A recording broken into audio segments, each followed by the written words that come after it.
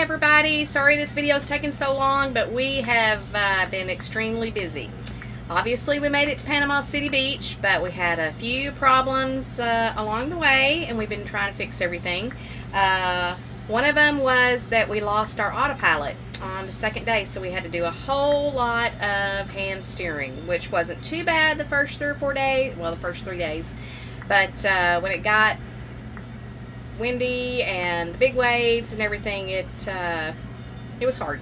Anyway, hope you enjoyed the video, and we'll see you later.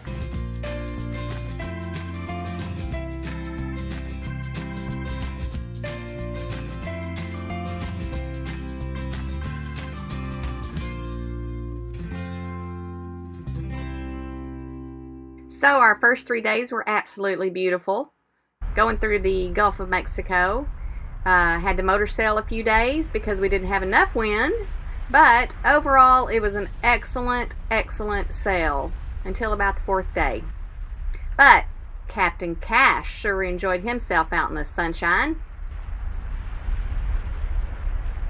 Okay, so one thing that I am going to tell everybody that is thinking about going sailing: you have got to get AIS on your boat, because boats can see you and you can see them, and sometimes there's no lights on the boats.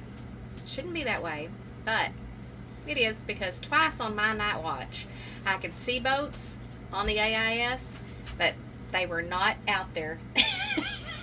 They were not. No.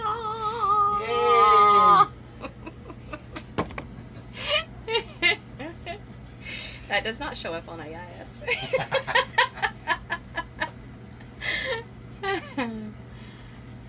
Okay, so one thing you get from having to hand steer all the time is you can really feel the tension in the steering. And one day we just realized that it just wasn't feeling right at all, so we had to check things out. Here we go. Okay, here it is, 8:30 at night.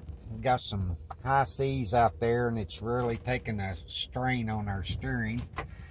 And we come down here and which is above our head. Yeah, we're trying to bed. sleep in this drag, and you can see how loose it is.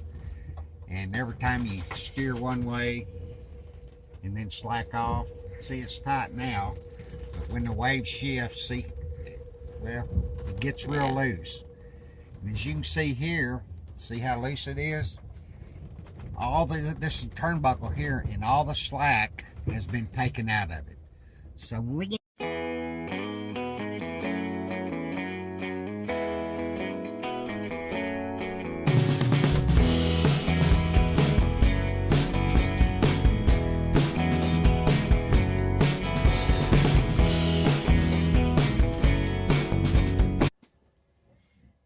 Okay, tell us what happened out there. Hey everybody, about the second day out, we was motor sailing because the wind was real light, and we needed at least keep up to 5 knots to try to meet our destination on time.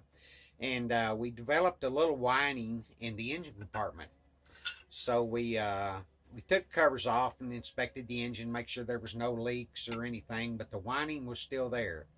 So we shut the engine down, changed the fuel filters, and thought that might be causing a little noise from clogged fuel filters. So anyhow, we done that, cranked the engine back up, and still the same whining noise.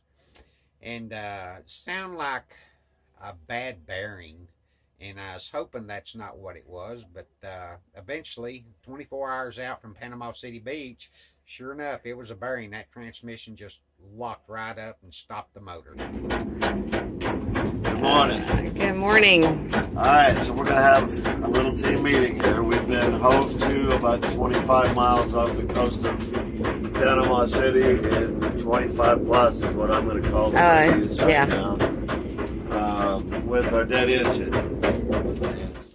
So here we are out there at 1:30 in the morning, and couldn't go anywhere. The seas were 5 to 6 foot, and we was, like I say, about 25 miles offshore, and we just hove to overnight, and till the morning came, and then we had drifted too far past our entry point, and we had to sail back into the wind so we could make the approach to the cut to where we got into the harbor. Hey.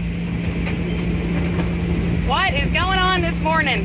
And I'll tell you what, this is where it's happening, I'm telling you. You need to come back here and join me. Uh-huh. Look at that one. I know.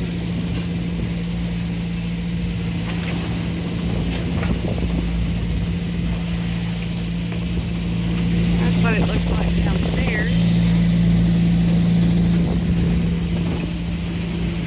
Yep, and just like everybody says, the videos don't do justice to how big these waves were. I mean, sometimes you'd look over the side and the waves were above the bimini. I mean, just huge, huge. Wow.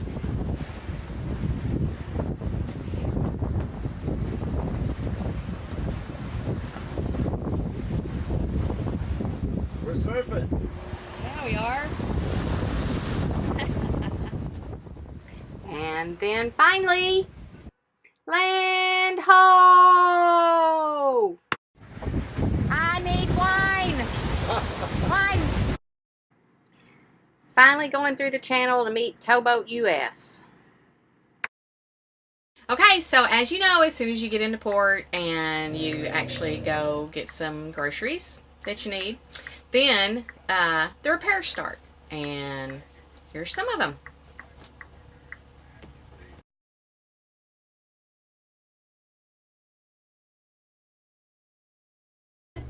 On the boat. I love my bread maker. Look at that.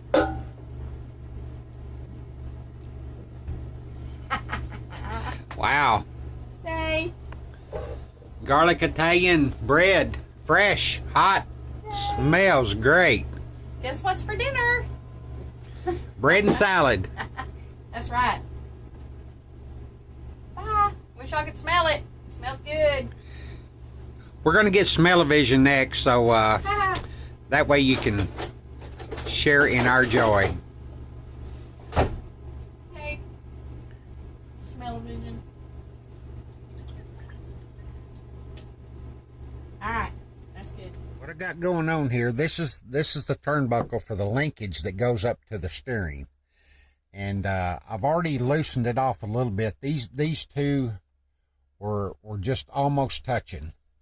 And I'm going to back them off, and then I'm going to come over here and unclamp this cable here and pull the slack out of the wire rope here and tighten up the steering.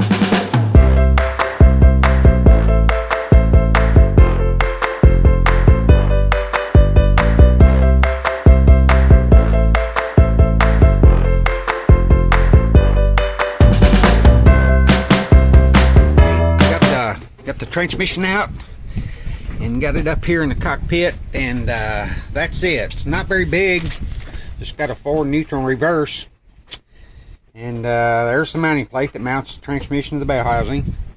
And as you can see, it's not very big, about the size of a 6-pack of Coke. And what we figure has happened here, this input shaft that drives the transmission, the bearing has seized up. We noticed the second. Got the new transmission down there and installed, and we're going to show you a little video clip of how easy it was to install. It just took about 2.5 hours to put it back in, and everything bolted right up. The propeller shaft come right up there and bolted right on. It was like I say, one of the easier maintenance jobs that we've done on the boat since we had it. We are. Jason got here with the new transmission. He's gonna assemble the motor plate on it for the bell housing, and we'll have that down there and start to install it here in just a little bit.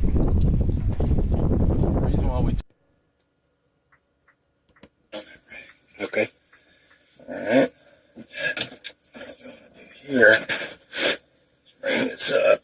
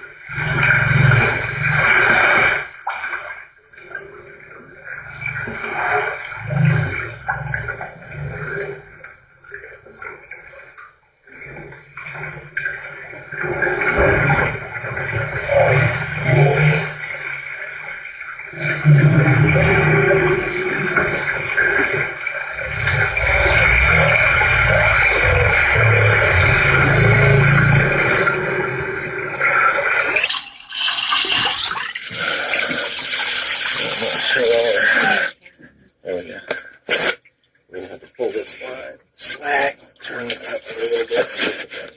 Follow this up together. I need you to slide this up as I bring the boot accordion up with it.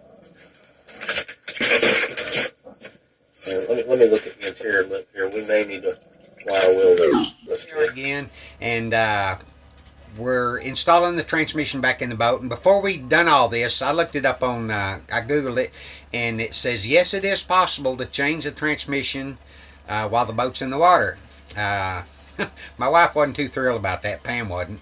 And anyhow, we slid the shaft back, and a little bit of water came in, not much, but everything worked out good. So Google, you were right again. So everything's good. We're in the slip. All's good here. Here it is, all finished up. Everything's working good, no leaks. I'm going to run it for about an hour and make sure everything seats in.